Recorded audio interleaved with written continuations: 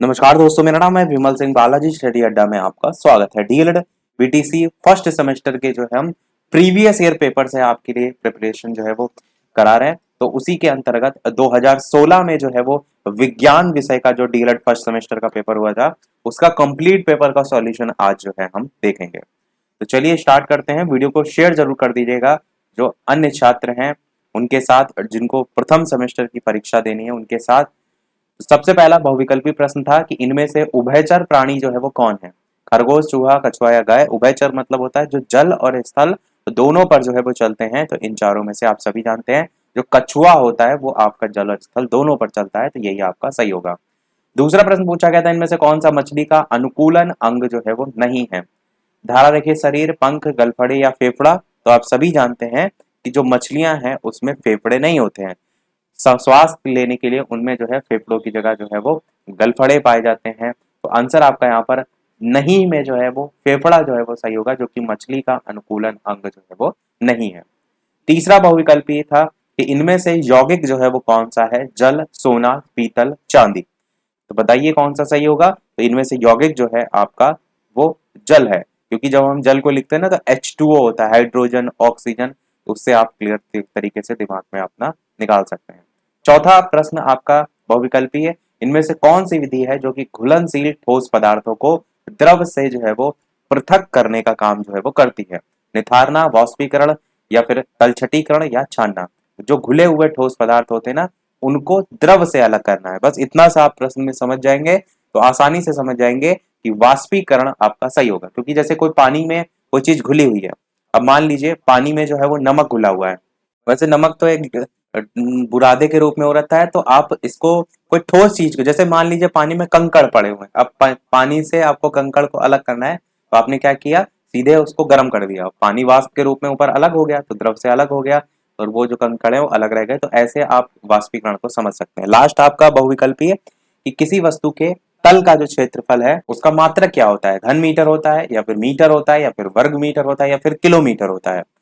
तो कौन सा सही होगा। तो उसका मात्रक जो है वो वर्ग मीटर होता है। आपको पता है कि कोई भी क्षेत्रफल जब हम निकालते हैं तो उसकी लंबाई या उसकी जो चौड़ाई है उसको आपस में गुणा करते हैं। तो मीटर को मीटर से जब आप गुणा करते हैं तो मीटर स्क्वायर होता है, या आप कह सकते हैं वर्ग मीटर होता है। तो वहां से आप इसके क्षेत्रफल को समझ सकते हैं। बढ़ते हैं हम हमारे अति लघु उत्तरीय प्रश्न की तरफ। छठा नंबर प्रश्न पूछा गया था कि घर्षण बल जो है वो किसे कहते हैं। तो घर्षण बल क्या होता है, जिसको हम इंग्लिश में फ्रिक्शन फोर्स कहते हैं। तो जब कोई हल्की या भारी वस्तु को किसी समतल या आनत तल पर सरकाया या लुढ़काया जाता है तो उस वस्तु की गति के विपरीत दिशा में बल आपका जो है वो सक्रिय हो जाता है, उसको हम कहते हैं घर्षण बल। बहुत ही आसान सा है। कोई ऐसे, ये मान लीजिए सतह है, इस पर कोई चीज ऐसे फिसल रही है, तो एक बल वो भी तो होता है जो इसको अपोजिट डायरेक्शन में ले जाने का प्रयास करता है, उसको रोकने का प्रयास करता है, तो वो आपका घर्षण बल हो जाता है। संपर्क में रखी वस्तु के मध्य एक प्रकार का बल कार्य करता है जो वस्तु की गति का विरोध करता है।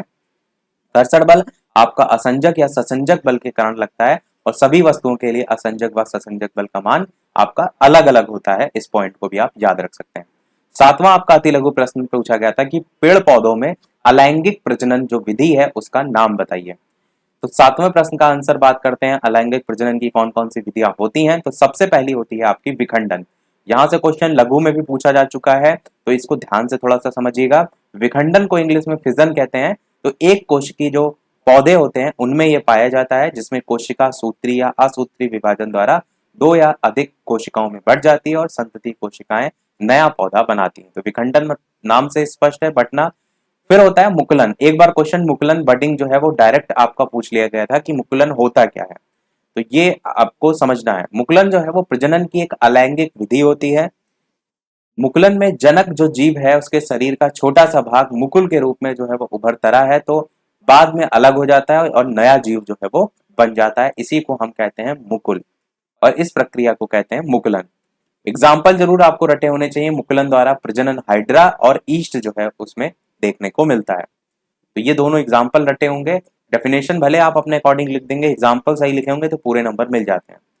फिर विधि है आपका खंडन। अच्छा, एक चीज यहाँ पर समझिए कि जो अलैंगिक प्रजनन की विधियां यहाँ पर पूछा गया था, ये पूछा गया था अति लघुत्तरी प्रश्न में। तो आपको केवल नाम लिखने थे, विखंडन लिखते, मुकुलन लिखते, खंडन लिखते, विजाणु निर्माण लिखते, पर हमने जो जो इंपॉर्टेंट थी उसके अंदर का भी बता दिया ताकि यहाँ से अगर डिटेल में क्वेश्चन आए तो आप कर ले जाएं। फिर बात करते हैं खंडन की। तो खंडन के बारे में भी इसी प्रकार से दिया हुआ है कि टूट जाते हैं छोटे छोटे टुकड़ों में, और बीजाणु निर्माण भी जो है इसी में जो है वो आता है। तो ये 4 पॉइंट आप लिख सकते हैं। और 5वां पॉइंट है कायिक प्रवर्धन। तो ये जो है वो जब पौधे अपने कायिक अंगों से नए पौधे को जन्म देते हैं तो इसको हम कहते हैं अलैंगिक प्रजनन। जैसे आपने देखा है गुलाब का फूल कैसे लगाया जाता है, गुलाब का पेड़ कैसे लगाया जाता है, उसकी किसी भी टहनी जिसको आप जो है वो काट लीजिए, उसको टहनी को डायरेक्ट लगा दीजिए, फिर धीरे धीरे उसमें पत्तियां आने लगती हैं, मौसम के अकॉर्डिंग जो है लगाया जाता है। तो वही चीज यहाँ पर बताई भी गई, गुलाब की कटिंग हुई टहनी से नया पौधा उगाना, आलू से नए पौधे को उगाना, ब्रायोफाइलम की पत्तियों से प्रजनन, ये सब किसमें आता है, कायिक प्रवर्धन में आता है। चलिए अगले प्रश्न अति लघु पर पढ़ते हैं। पत्तियों का मुख्य कार्य जो है वो क्या होता है। पत्तियों के मुख्य कार्य की बात करें तो प्रकाश संश्लेषण के द्वारा पौधों के लिए भोजन बनाती है, सबसे इंपॉर्टेंट काम है इसका। पौधों में जो पत्तियां होती हैं उनके पौधों में मतलब पत्तियों ही के द्वारा पौधों में जो श्वसन है वो क्रिया होती है। पौधों से जो पानी है वो पत्तियों द्वारा वाष्पित होकर बाहर निकल जाता है। पत्तियों द्वारा तैयार जो भोजन होता है उसकी जड़ों तक फ्लोएम के माध्यम से पहुंचाया जाता है। इस चीज को ध्यान रखिए कि जब भी भोजन को पहुंचाने की बात होगी तो फ्लोएम ऊतक होगा, और जब जल को पहुंचाने की बात होगी तो जाइलम ऊतक होगा। डायरेक्ट भी क्वेश्चन जो है वो इन दोनों से पूछ लिया जाता है। जा से जल, जा से जाइलम, फा से फल, फा से फ्लोएम।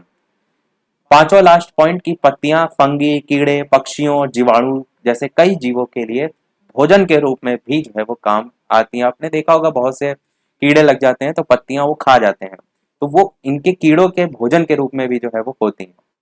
9वां प्रश्न है ऊर्ध्वपातन किसे कहते हैं, उदाहरण देकर के समझाइए। ऊर्ध्वपातन जब ऐसी प्रक्रिया, सब्लिमेशन इंग्लिश में कहते हैं, वो प्रक्रिया जिसमें कोई अगर आप ठोस पदार्थ को गर्म कर रहे हैं तो वो द्रव में ना बदल करके सीधे गैसीय रूप में बदल जाए, तो उसे हम क्या कहते हैं, उसे हम कहते हैं ऊर्ध्वपातन जो है वो प्रक्रिया। और ऊर्ध्वपातन का सबसे अच्छा उदाहरण होता है कपूर। कपूर जो है वो आप याद रख सकते हैं आपने, क्योंकि दैनिक जीवन में भी देखा है कपूर आप कभी जलाते हैं, पूजा करते हैं तो वो डायरेक्ट गैसी स्टेट में यानी गैस में रूप में बदल जाता है, द्रव लिक्विड में जो है वो नहीं पिघलता है। और एग्जाम्पल में आयोडीन हो गया, नौसादर जो है अमोनियम क्लोराइड को कहते हैं, तो ये हो गया, नेफ्थलीन हो गया, तो ये आप याद रख सकते हैं। अगला अति लघु, घूमते हुए लट्टू में किस प्रकार की गति होती है। यहां से क्वेश्चन अभी जो थर्ड सेमेस्टर का पेपर हुआ था उसमें भी पूछा गया था, यानी फर्स्ट सेमेस्टर का कोर्स थर्ड सेमेस्टर में पूछा गया था, सेकंड सेमेस्टर का उत्तोलक से जो है वो फोर्थ सेमेस्टर में जो है थर्ड सेमेस्टर में जो है वो पूछा गया था। तो ये चीजें आपको पता होना चाहिए। घूमते हुए लट्टू में किस प्रकार की गति होती है, तो रोटेशनल मोशन हम इसको कहते हैं। यदि कोई पिंड स्थिर अक्ष पर घूर्णन करता है तो उसमें होने वाली गति को हम कहते हैं घूर्णन गति। किस पर, स्थिर अक्ष पर जो है वो घूमता है। और जब पिंड घूर्णी गति करता है तो उसमें स्थानांतरण गति नहीं होती है, और जब कोई वस्तु चक्रीय अवस्था में घूमता है तो उसे हम घूर्णन कहते हैं। अब सबसे अच्छे एग्जाम्पल से आप समझिए, जैसे छत के पंखे की गति, जो छत का पंखा होता है वो एक आधार होता है, उसी से इस प्रकार से डंडी लगी होती है और नीचे आपका पंखा होता है, तो ये इसका क्या है, ये इसका स्थिर अक्ष है, इसी पर तो ये घूर्णन कर रहा है। और देखिए चक्के जबकि जो है उसके पाटे की गति, घूमते हुए लट्टू की गति, यही घूमते हुए लट्टू की गति सबसे इंपॉर्टेंट है, जहां से हर जगह आप देखेंगे कहीं कॉम्पिटेटिव लेवल में, कहीं डीएलएड के लेवल पर क्वेश्चन पूछा जाता है, तो इस एग्जाम्पल को जरूर आप रट के रखिएगा। क्वेश्चन ये नहीं पूछा जाता है अधिकतर की घूर्णन गति क्या होती है, पूछा यह जाता है कि घूमते हुए लट्टू की गति किस गति का उदाहरण है, घूर्णन गति का है, वृत्तीय गति का है, सरल रेखीय गति का है, ऐसे प्रश्न आपसे पूछे जाते हैं। अगला प्रश्न देखते हैं, और वीडियो सभी लोग लाइक अवश्य करते रहिएगा, आपके लिए सारी मेहनत की जा रही है, तो एक लाइक तो आपका बनता ही है, और सबसे ज्यादा जरूरी है, लाइक से भी ज्यादा जरूरी है वो है शेयर, क्योंकि आपके माध्यम से जो भी डीएलएड प्रथम सेमेस्टर के छात्र हैं उन तक वीडियो पहुंच सके। जो भी आपके विद्यालय के छात्र हैं, विद्यालय के ग्रुप हैं, उनमें इस वीडियो को शेयर कर दीजिए ताकि ज्यादा से ज्यादा लोग जुड़ सकें और ज्यादा से ज्यादा चीजें हम आपको प्रोवाइड करा सकें। तो 11 नंबर प्रश्न है, हमारे शरीर में कितनी ज्ञानेंद्रियां पाई जाती हैं। अति लघु लास्ट प्रश्न। तो आप सभी जानते हैं कुल 5 ज्ञानेंद्रियां होती हैं, आंख, नाक, कान, जीभ और त्वचा। तो ये कभी कभी जनरल नॉलेज वाले क्वेश्चन भी पूछ लिए जाते हैं। लघु उत्तरीय प्रश्न की तरफ बढ़ते हैं।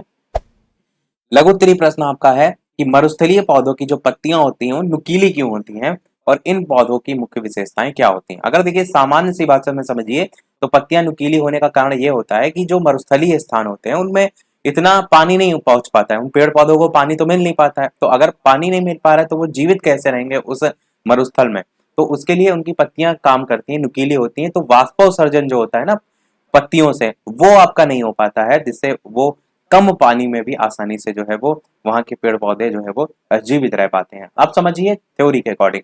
तो मरुस्थलीय पौधों की पत्तियां कांटों में परिवर्तित हो जाती हैं, जिससे क्या है, मेन जो पॉइंट है वो है वाष्पीकरण जो है वो आपका कम होता है, और सूर्य से पौधों की भी रक्षा भी जो है वो होती है। कांटेदार जो पत्तियां होती हैं वो शिकारियों से भी बचाने में मदद करती हैं।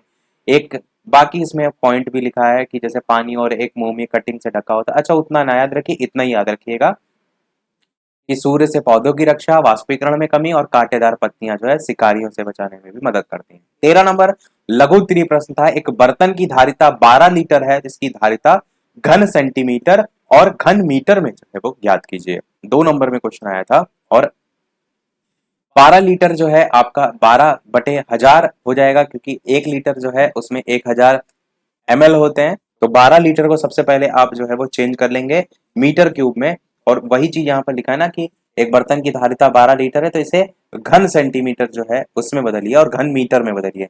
तो सबसे पहले घन मीटर में बदला गया है, तो घन मीटर में बदलने के लिए आप सीधे 1000 से भाग कर देंगे 12 को। तो 12 को 1000 से भाग करेंगे तो आपका 0.012 मीटर क्यूब जो है वो आ जाएगा।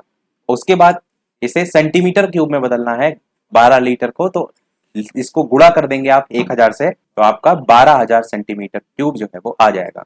तो बेसिकली इस प्रश्न में क्या है, जब आपको मीटर क्यूब में बदलना है तो आप 1000 से भाग दे रहे हैं, क्योंकि 1 लीटर में 1000 जो है आपके ml होते हैं, और जब सेंटीमीटर क्यूब में आप बदल रहे हैं तब आप इसी को ही 1000 से गुणा कर रहे हैं। तो ये दोनों आपके आंसर जो है यहाँ पर आ जाएंगे। तो प्रश्न एक बार मैं आपको दिखा देता हूँ, इसकी धारिता घन सेंटीमीटर और घन मीटर में ही आपको जो है वो ज्ञात करनी थी। अच्छा प्रश्न है, और एक बार शायद और आ चुका किसी और सेमेस्टर में। 14 प्रश्न है कि बीनना और फटकना पृथक्करण की विधियों को उदाहरण सहित आपको बताना है। क्या होता है बीनना? तो कुछ अनाज ऐसे होते हैं, गेहूं, चावल, दाल, इसमें कुछ अनुपयोगी तत्व होते हैं, जैसे कंकड़ हो गया, मिट्टी हो गया। तो उन अनाजों की आकृति, आकार और रंग से भिन्न होते हैं, इन्हें हाथ से बीनकर अलग करने की प्रक्रिया को बीनना कहते हैं।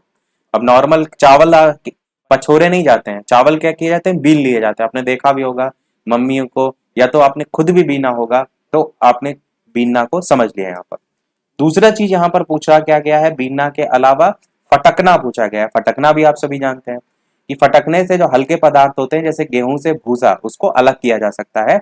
एग्जाम्पल के लिए सूप आप देखते हैं, सूप से गेहूं को फटका जाता है, उससे हल्का भूसा जो है वो और अन्य अनावश्यक जो वस्तु होती है वो अलग हो जाती है।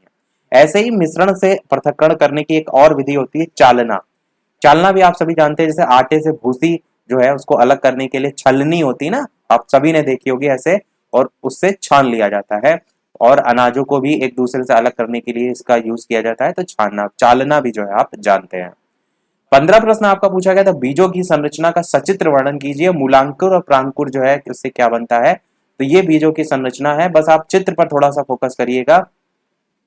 और मूलांकुर जो है जड़ों के रूप में विकसित होने वाला जो हिस्सा होता है ना, वो आपका मूलांकुर कहलाता है। सीधे सीधे एक लाइन को रट लीजिएगा, जड़ों के रूप में विकसित होने वाला जो हिस्सा होता है वो मूलांकुर कहलाता है। और यहाँ पर देखिए चित्र में मूलांकुर और प्रांकुर दे भी रखा है।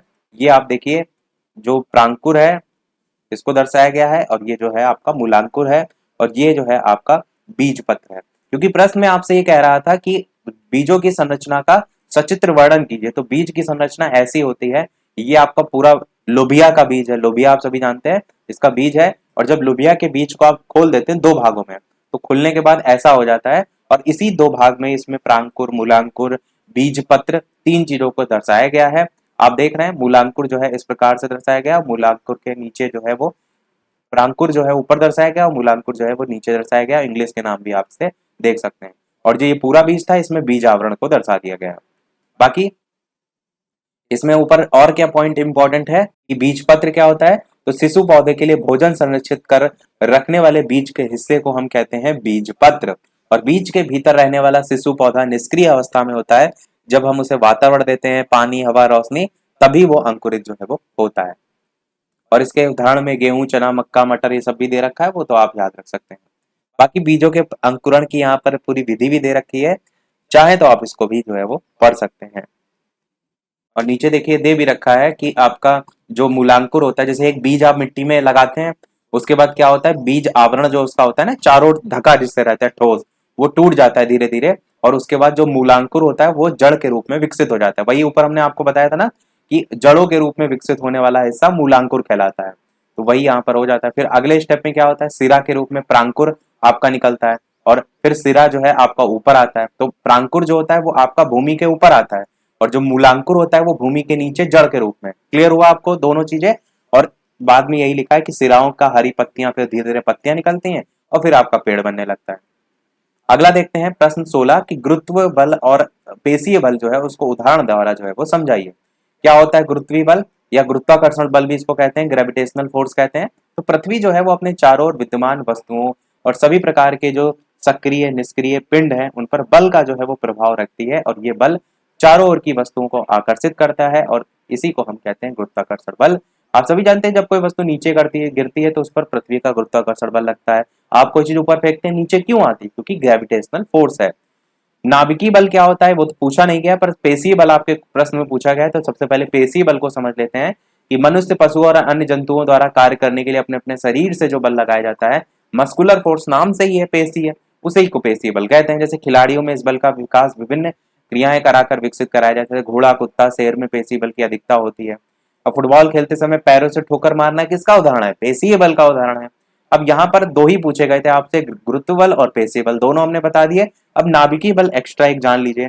नाभिकीय बल होता है ये बल असंख्य ऊर्जा युक्त सूक्ष्म कण, अणु और परमाणु जो है उनको एक नाभिक में परस्पर आबद्ध रखता है, इसलिए नाभिकीय बल कहलाता है। जब ये परस्पर विखंडित होता है तब ये प्रतिक्रिया करके बल का निर्णय लेता है। नाभिकीय बल गुरुत्वाकर्षण बल और विद्युत बल से कई गुना शक्तिशाली होता है। आप देखते हैं ना जो परमाणु बम वगैरह होते हैं उनमें आप नाभिकीय बल देखते हैं। 17 प्रश्न है, बीजों का प्रकीर्णन किसे कहते हैं? किन किन विधियों द्वारा बीजों का प्रकीर्णन होता है?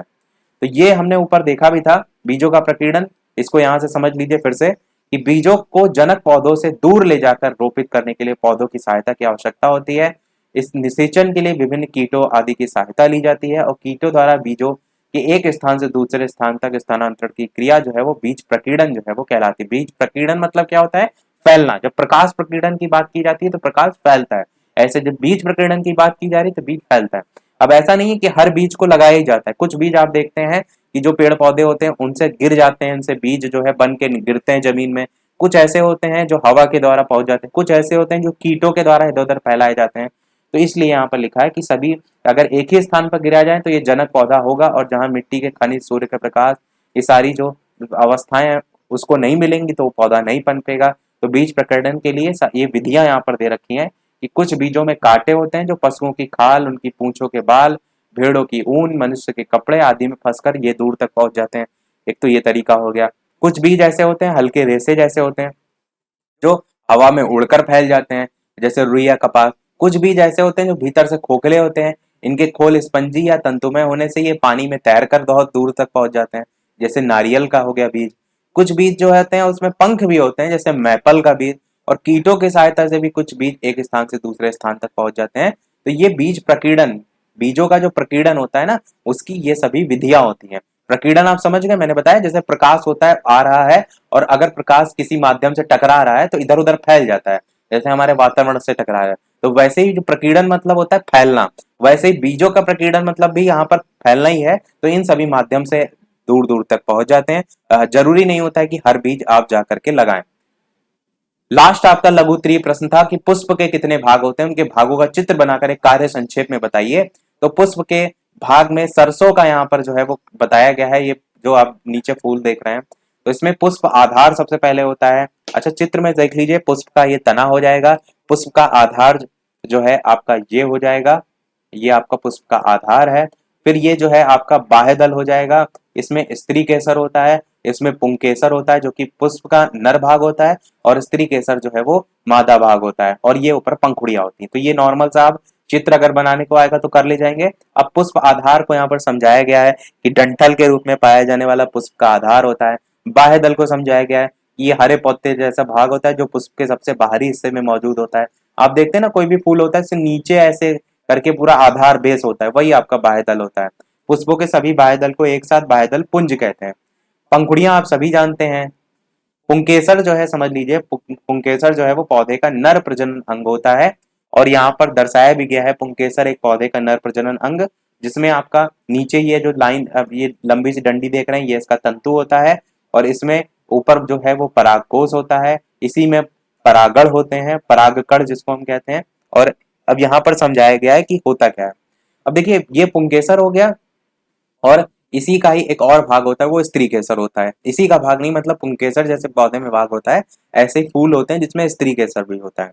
तो कैसे एक फूल जो है आपका ये फल में बदलता है, इस चीज को समझिए। जैसे एक जो है आपका पुष्प है जो कि आपका मादा भाग है, और एक जो है आपका जो है वो नर भाग है। तो जो कीट होते हैं, मधुमक्खियां होती हैं, ये क्या करती हैं, जो पुष्प का जो नर वाला पुष्प होता है उस पर जाकर के बैठती हैं, और इससे क्या होता है, इनके पैरों में, यानी कि जो कीट होते हैं इनके पैरों में जो परागकण होते हैं वो चिपक जाते हैं। फिर ये उड़ती उड़ती जाती हैं और किस में बैठती हैं, जो पुष्प आपके मादा भाग वाले होते हैं, जो मादा भाग वाले पुष्प होते हैं वही आपके फल में बदलते हैं। तो ये जो आपका कीट होता है वो इस पर जाकर के बैठता है, मादा भाग वाले पर, और ये आपका निषेचन तब जाकर के कंप्लीट हो जाता है। और कंप्लीट जब होता है तो यही आपका जो पुष्प होता है मादा भाग वाला, ये आपका फल में जो है वो फिर बन जाता है। अगर ये नहीं आपका कंप्लीट होगा निषेचन वाला भाग, तो ये जो आपका मादा वाला पुष्प है ये आपका फिर झड़कर सूख कर जो है वो गिर जाता है। और आप पहचानेंगे कैसे, तो इसमें देखिए नॉर्मल जैसे लौकी का पेड़ है, तो लौकी के पेड़ में फूल आपको अलग दिखेगा, और जो लौकी छोटी सी होती है वो आपकी मादा भाग में होती है, वो आपको क्लियर दिखेगी कि ये जो है वो अलग अलग होते हैं। तो ये पूरा प्रक्रिया होती है किसी भी जो पुष्प है उसके निषेचन की। बाकी यहाँ पर भाग पूछे गए थे, भागों का चित्र पूछा गया था, तो आप आसानी से कर ले जाएंगे। तो यही था हमारे इस ओवरऑल पेपर के सॉल्यूशन में। उम्मीद करते हैं यहाँ से आपको प्रश्न जो देखने को मिले हैं, आप जो भी परीक्षा देंगे डीएलएड फर्स्ट सेमेस्टर की, उसमें यहाँ से प्रश्न आपको देखने को मिलेंगे, क्योंकि काफी अच्छी अच्छी चीजें जो है इसमें दे रखी थी। तो आज के वीडियो में इतने ही रखते हैं। हम कोशिश ये करेंगे कि अगर आप ज्यादा से ज्यादा वीडियो को लाइक और शेयर करें, तो और इसी प्रकार जो अन्य आपके ईयर हैं, जैसे 2016 का कराया, तो अन्य ईयर 2017, 18, 19 इन सब के भी आपको पेपर के सॉल्यूशन अदर सब्जेक्ट के और इसी सब्जेक्ट के भी जो है वो करा सकें। तो आज के वीडियो में इतना ही रखते हैं। वीडियो पसंद आए और लाइक कीजिएगा और लोग साथ शेयर कीजिएगा। मिलते हैं अगले वीडियो में, तब तक के लिए नमस्कार, जय हिंद।